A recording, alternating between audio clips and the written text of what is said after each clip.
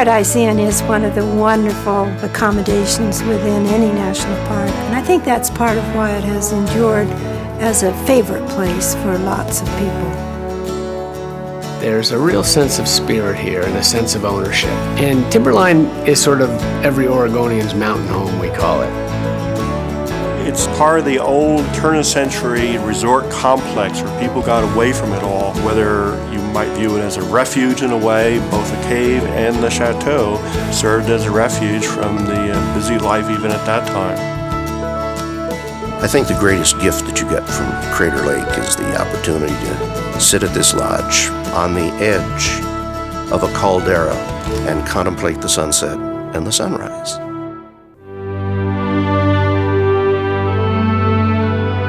Adorned with over 25 glaciers, Mount Rainier is one of the highest mountains in the continental United States. A testament to the conflicting forces that created it, it is a volcano covered with ice. Mount Rainier has more ice on it than all of the Cascade volcanoes combined. And there's no place quite like that in the lower 48, where you can, with a short walk or even a drive, be able to see glaciers like North America was covered with 10,000 years ago. These glaciers are the reason there is a Mount Rainier National Park. The study and preservation of these rivers of ice is what led to the formation of the park at the turn of the century. One of the largest, the Nisqually, extends all the way to the summit and begins just a short walk from Paradise Inn.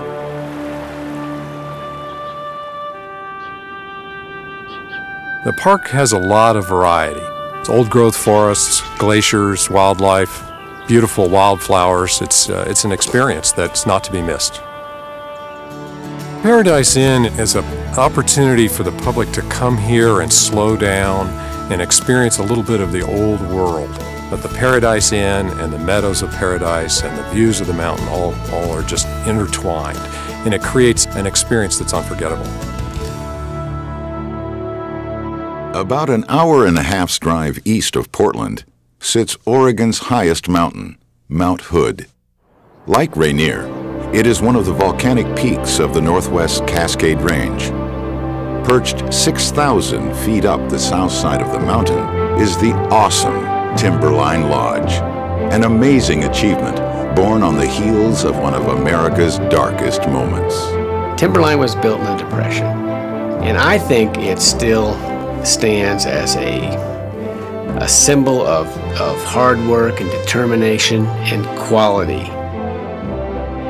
What it reflects at the time of our history, the Great Depression, and the American public's willingness and ability to recover from that.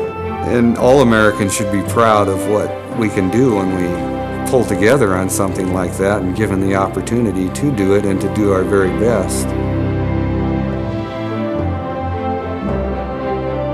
I think people get a personal kick out of showing visitors from out of town how they have something special in Oregon that they can point with pride to.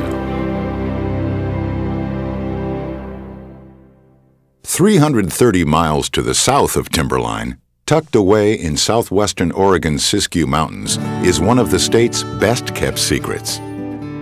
Oregon Caves is among this country's first national monuments, set aside in 1909 to preserve the marble caverns that delve deep into the mountainside. They are adjoined by the Oregon Caves Chateau, a bark-covered lodge that seems to have grown out of the forest as naturally as the trees that surround it.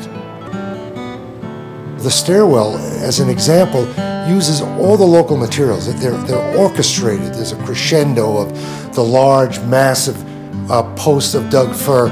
Then there are the carrying elements that support the stairs. You know you're in the Siskiyou forest, in a rustic setting, and all of it absolutely blends, so the colors absorb and the light bounces off it. The fireplace, which is rather unusual, being double-sided, is a massive stone that goes directly down to the foundation. The chateau's warm, golden ambience is as deep as the forest that surrounds it.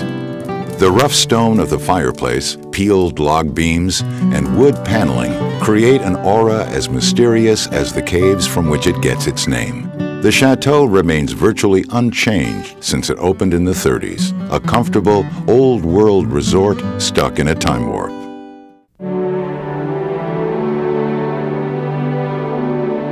The Grand Canyon is a cultural resource. People across the world come to this place because it is so powerful. Grand Canyon Lodge, it's beautiful, it's historical, it's built in the classic log and beam style of the grand old lodges of the West. When you look at the El Tovar and right across the parking lot is the Hopi House. They're very, very different structures, and it's hard to kind of figure out why they're there together, but it was for that different experience.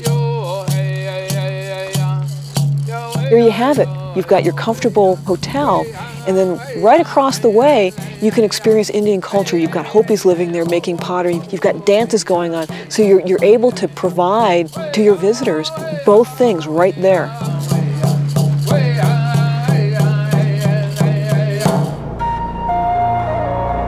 Soaring high over these man-made landmarks along the rim, California condors are reminders of the canyon's rich natural history. The condors reflect the wild and untamed spirit of the canyon. Their graceful flight a contrast to the stoic solidarity of the rocky walls. Crater Lake National Park is one of those places for me where I go to and I have a feeling come over me. When I come up that rim and I get the first view of the lake, you know, it's a euphoric feeling for me.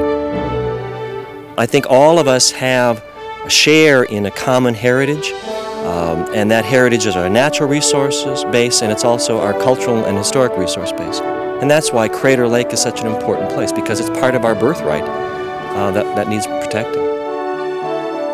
Today, Crater Lake Lodge stands in its final glory, the elegant idea of a bygone era. While the historic structure no longer bears the ragged signs of aging, the heart of the lodge remains the same. It is still a wonder of man, perched on the edge of a wonder of nature. I think the greatest gift that you get from Crater Lake is the opportunity to sit at this lodge, rocking chair out on the porch, and contemplate this place and realize how insignificant human beings really have been.